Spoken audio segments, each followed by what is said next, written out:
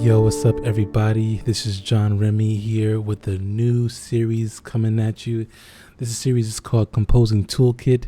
I want to go ahead and just basically put out videos within this series that's going to help composers out there, gain more skills, gain more tools that they can apply whenever they need. Whenever they're on the job, they can pull out this tool from their toolkit and make it useful for them. In this case, we're going to be starting off fresh with this thing called suspensions. This is a music theory concept. It's pretty simple. I'm going to be explaining it today. So here's what suspensions are. Suspensions in music, you can kind of think of it as when you hold a note that doesn't belong to the current chord that you're going to be resolving to. And then that note creates a bit of tension, right? It creates a little bit of angst. And when it finally resolves to a note that does belong in that chord, it feels satisfying, like a musical sigh of relief, okay? Now, in order for a suspension to even take place, you have to have what we call a previous chord and then a destination chord. So suspension always happens between two chords. Again, that is a previous chord and then the destination chord. Okay, so in this relationship here, a suspension happens within three specific steps. First, a preparation, which is where you have a note that belongs to the previous chord.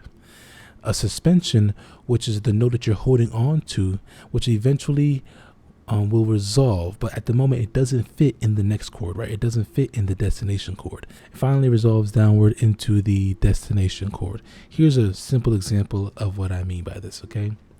Here we have a G chord and then a C chord, right? The previous chord and then the destination chord. If you go into the melody, you'll find that in the beat 4 of the first measure, we have a D. That D is being held or played again in the C chord. That D note does not technically fit within the C major chord. So then it resolves down from D to C, and that's how we end up with that C chord. That's also how we end up with a suspension. The note was suspended. It was prepared in the previous chord, G. It was then suspended on the destination chord, D, right? And then it finally resolved to give us that musical sigh of relief, right? To that C. With that being said, there are three most common types of suspension that I'm going to go over with you now. And if you stick around to the end of this video, I'm going to have a special suspension that I'll be showing you. All right, so let's get started. To get started, I want to really go over how it's best practice to understand what these numbers mean. So the first number, okay, in that column for the suspensions, like we have 9, 8, 4, 3, 7, 6, right? The first number in the pair is the number that tells you the note that will be suspended and how many intervals above the root of the destination chord that note is, okay? And again, this is assuming that all the chords are in root position.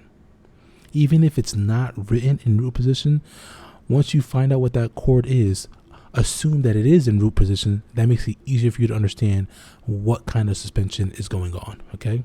So that first number tells you the note that will be suspended and how many intervals or places above the root of the destination chord that note is. So in the first case, we have a 9, 8, right? So that tells you that the 9, that note that's being held from the preparation chord, will be 9 spaces above the root in the destination chord, okay?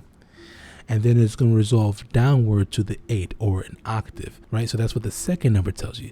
The second number tells you what that note will resolve to and how many places above the root of the destination chord that note is.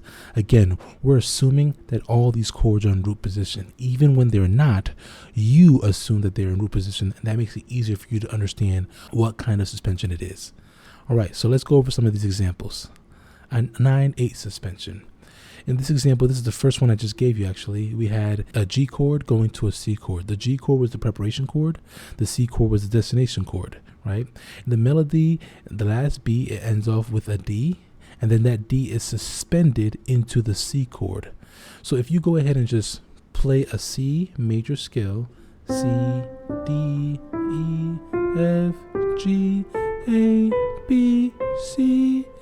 Okay, now if we go at one more, right, because this is a 9, we end up with that D, right? So 1, 2, 3, 4, 5, 6, 7, 8, 9. That D, that 9 is resolving downward to C. So that's how we get that with that 9-8 suspension, okay? Let's move on to the next one. you'll notice it's the same pattern, right? 4-3 suspension. Okay, now I don't mean to be like Dora the Explorer, but go ahead, pause the video right now and see if you can figure out what makes this a 4-3 suspension.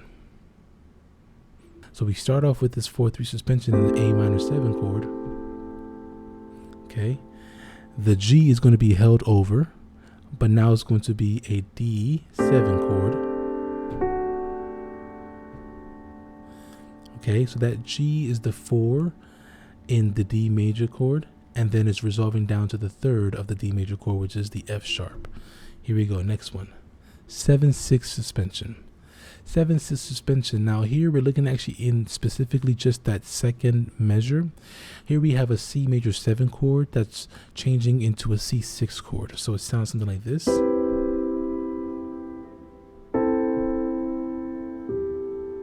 So what's happening in the melody, you'll notice that the melody goes from a C in that second measure, beat 1, C, B, B, and then it jumps down to that A. Okay, the B in the C major 7 chord is the major 7, right? So there we get the 7, but it's being held over again in beat 3. Once the chord changes to C6, it's still being held over, right? That's what it sounds like up top. And then it finally resolves down to the 6th of the C6 chord. Here's a non-example. We have an E minor chord to a D chord to a C chord. It sounds like suspensions when you play it back, but it's really not. So for example, I'm going to play that back for you so you can hear what this sounds like.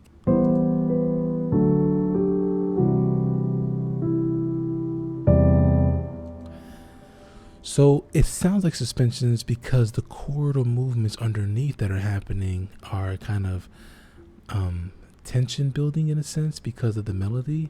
But the reality is it doesn't meet the traditional system of using a suspension where you have the preparation note or preparation chord and then the destination chord, right? And in between that you have that suspension. We don't have that. And so therefore we don't consider it to be a suspension. Okay. Now I told y'all if you stuck around to the end of the video, I was going to go ahead and show y'all one more suspension type. This one is actually the 2-3 suspension. The 2-3 suspension, again, don't forget, the first number tells you the note that will be suspended and how many intervals or places above the root of the destination chord that note is. So in this case, we're talking about a 2, which means it's one interval or one step above the root. Okay, because 1, 2. So in this case, if we're talking about, let's say we're talking about the key of C, like that. Okay. Next, the 3 tells you, right, because it's the second number, tells you what that note will resolve to and how many places above the root of the destination chord that note is. Okay. So in other words, in this destination chord, the 2, if this was a C major chord, is going to resolve to the 3. Okay, so here's an example of that. Here we have an A minor 7 sus 4 chord. So here's what that sounds like. Notice this type of suspension, I'm playing it in the bass. This is something that typically happens within the bass line or the lower notes of a chord. Okay, so in this A minor 7 sus 4 chord, we're going to be using the A, as you can see, and it's going to be resolving up to the B. Okay, now A is the second in the destination chord, G major, right? That's the second. 1, 2, and what does that 2 resolve to? 2, 3. Okay, because again, we're talking about the destination chord. 1, 2, 3. So in the A minor 7 sus 4 chord, that A in the destination chord is the 2 and a resolve up to the 3. Just like that. Now here's what all these sound like in context. First we're going to have the 9-8.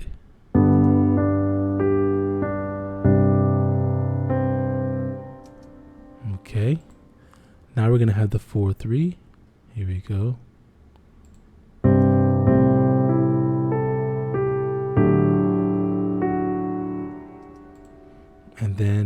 the 7/6.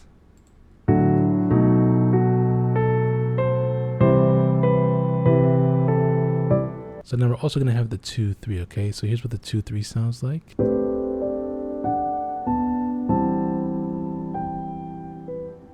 All right, y'all. So there you have it. Thank you so much for watching.